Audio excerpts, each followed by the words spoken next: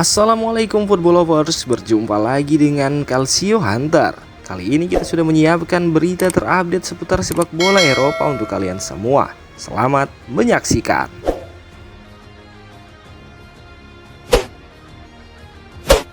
Simone Inzaghi tampak tidak bisa menyembunyikan rasa kecewanya usai Inter Milan takluk lawan Bayer Leverkusen di Liga Champions. Menurutnya, anak asuhnya seharusnya bisa tampil lebih berani. Diketahui jika Inter Milan terpaksa menyerah saat melawat ke markas Leverkusen pada lanjutan League Pass Liga Champions musim ini.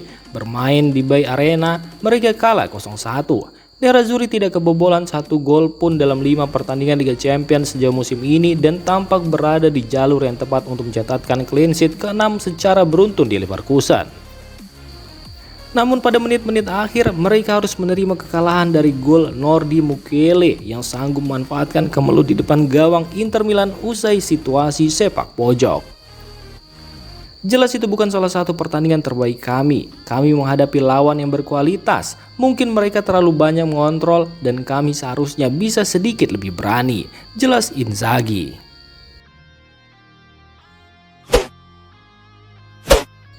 Real Madrid menyambangi markas Atalanta pada lanjutan Liga Champions musim ini. Los Blancos berhasil meraih kemenangan, namun tuan rumah memberikan perlawanan sengit.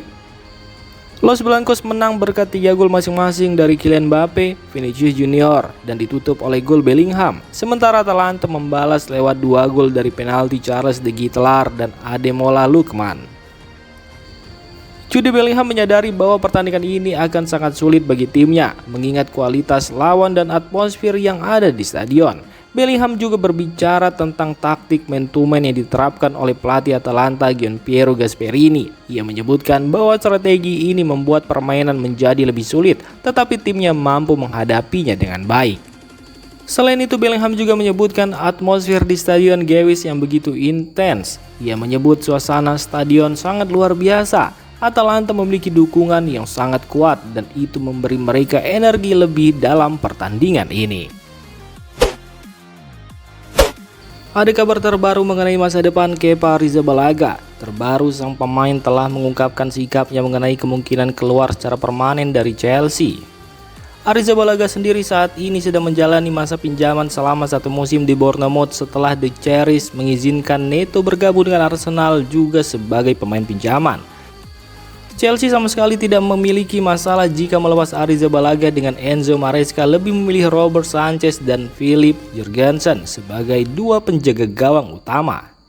Kiper asal Spanyol itu sendiri didatangkan dari Atletico Bilbao dengan mahar transfer sebesar 71,6 juta pound sterling pada tahun 2018.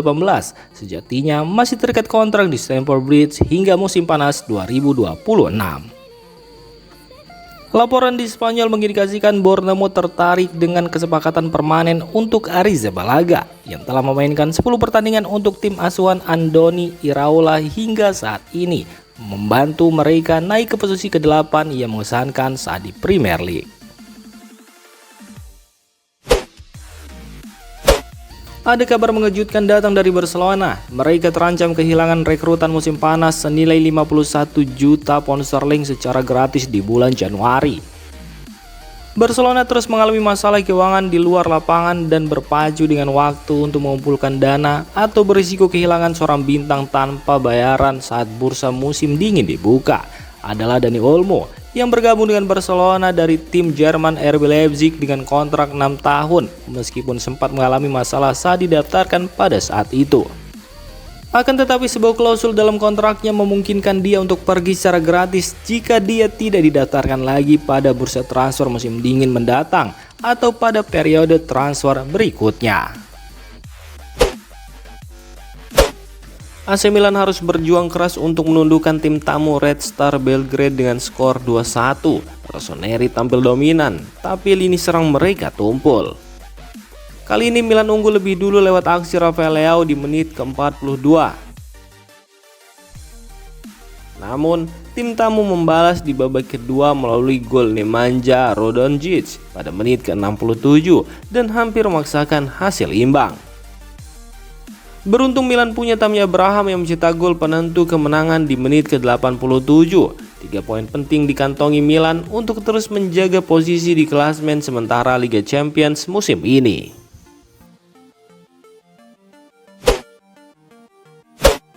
Arsenal tampil agresif di hadapan pendukung sendiri untuk menggulung tim tamu AS Monaco dengan skor telak 3-0. Pasukan Mikel Arteta merebut 3 poin penting dalam persaingan di papan atas klasemen. Sesuai prediksi, Monaco sulit mengimbangi permainan tuan rumah. Kali ini 3 gol Arsenal datang dari Brice Bukayo Saka pada menit ke-34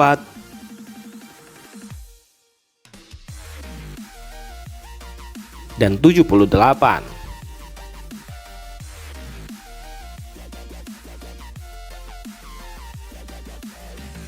Serta aksi Kai Havertz pada menit ke-88. Kemenangan ini menjaga posisi Arsenal di peringkat 3 klasemen sementara Liga Champions dengan 13 poin dari 6 pertandingan. Barcelona membungkus 3 poin penting dalam duel alot kontra Borussia Dortmund. Laga berjalan sengit, Dortmund 2 kali mengejar tapi Blaugrana akhirnya menang dengan skor 3-2. Barcelona main agresif sejak menit awal dan lebih banyak mengancam. Meski skor 0-0 tidak berubah dalam 45 menit pertama, Dortmund tidak mendapatkan banyak peluang. Kelima gol di laga ini tercipta di babak kedua. Barca mencetak 3 gol lewat aksi rapinya pada menit ke-53. Dan Brice Ferran Torres pada menit ke-75.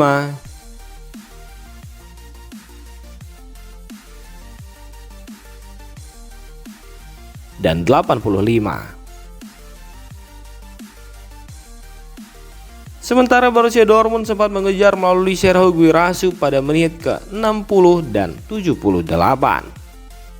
Tambahan 3 poin mendongkrak posisi Barcelona ke peringkat 2 klasemen sementara Liga Champions, sementara Borussia Dortmund di peringkat ke-9.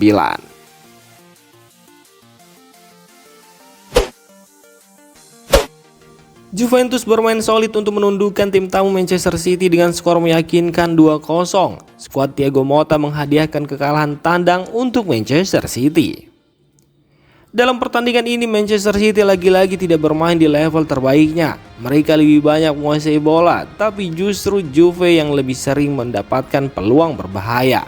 Kali ini laga sempat terkunci tanpa gol di 45 menit pertama. Juventus lantas mencetak 2 gol di babak kedua melalui aksi Dusan Vlahovic pada menit ke-53.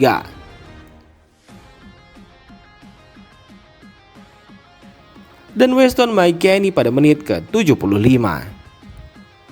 Kemenangan ini memperbaiki posisi Juventus di klasemen sementara Liga Champions. Manchester City di sisi lain masih terpuruk dalam laju negatif.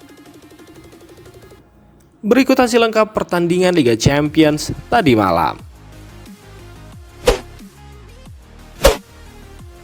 Demikian informasi dunia sepak bola terupdate hari ini. Untuk kamu yang gak mau ketinggalan seputar informasi sepak bola Eropa, silahkan like, subscribe, dan share video ini. Terima kasih.